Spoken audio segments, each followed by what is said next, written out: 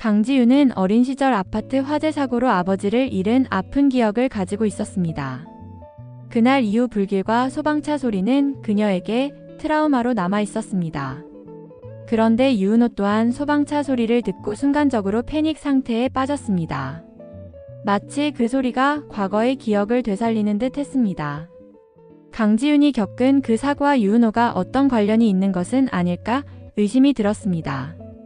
그러던 중 강지윤은 엘리베이터에서 유은호의 딸과 마주쳤습니다. 순간 당황한 유은호는 어색한 반응을 보였고 이를 지켜보던 정수연은 뭔가 수상하다고 생각했습니다. 왜 저렇게 놀라는 거지? 유은호가 숨기고 있는 비밀이 있는 듯 했습니다. 한편 강지윤은 점점 유은호에게 관심을 가지기 시작했습니다. 그녀는 서미애에게 유은호에 대해 이것저것 물어보며 그에 대한 정보를 얻으려 했습니다. 유은호가 이혼 후 딸의 병간호를 위해 직장까지 포기하고 휴직을 했다는 사실을 알게 되었습니다. 그 순간 강지윤의 마음속에 알 수 없는 감정이 자리 잡기 시작했습니다. 하지만 회사에서는 또 다른 사건이 터졌습니다.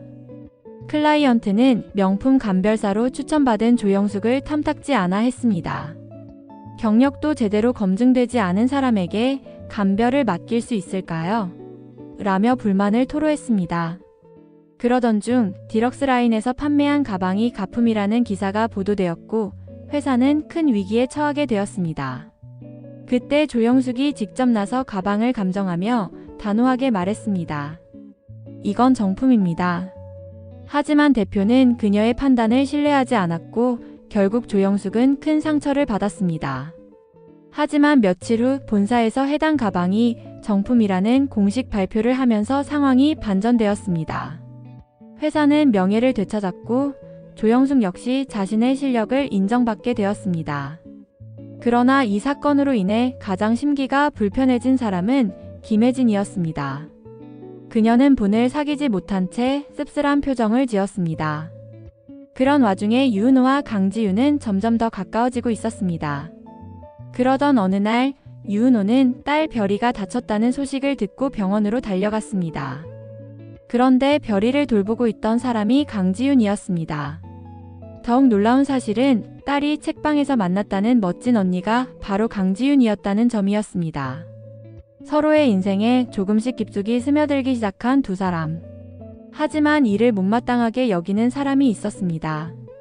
바로 우정훈이었습니다. 내 존재감은 대체 어디로 간 거지? 서브 남주지만 분량이 너무 적었습니다. 그날 밤 강지윤은 휴대폰을 만지작거리다가 실수로 유은호에게 전화를 걸어버렸습니다. 놀란 그녀는 급히 전화를 끊었지만 곧바로 유은호에게서 전화가 걸려왔습니다. 지금 전화했었죠? 짧은 통화였지만 심장은 미친 듯이 뛰었고 결국 강지윤은 밤새 잠들지 못했습니다. 며칠 후 고객이 준 공연 티켓이 마침 2장 있었습니다. 강지윤과 유은호는 함께 공연을 보러 가기로 했습니다. 공연장 앞 서로를 향해 걸어오는 두 사람. 강지윤은 유은호에게서 눈을 떼지 못했고 유은호 역시 그녀를 바라보며 미소 지었습니다.